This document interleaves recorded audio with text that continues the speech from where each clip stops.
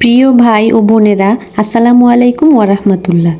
আজকের ভিডিওতে আমরা জানব এমন দুটি বড় ভুল সম্পর্কে যার কারণে একজন বান্দা মহান আল্লাহর পক্ষ থেকে ক্ষমা পাওয়ার যোগ্যতা হারিয়ে ফেলতে পারে। ভিডিওটি শুরু করার আগে আপনাদের কাছে ছোট্ট একটি অনুরোধ, যদি এখনও আমাদের চ্যানেলটি সাবস্ক্রাইব না করে থাকেন তাহলে চ্যানেলটি সাবস্ক্রাইব করে পাশে থাকবেন। একজন মানুষ সাধারণ ক্ষমার উপযুক্ততা হারিয়ে ফেলে দুটি ত্রুটির কারণে।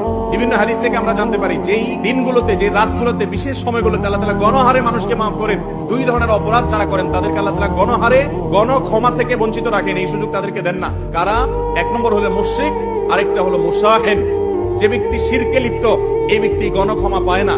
নাম্বার দুই, যে ব্যক্তির অন্তরে অন্যদের প্রতি শত্রুতা আছে, বিদ্বেষ আছে, হিংসা আছে, এই ব্যক্তি ক্ষমা পায় না।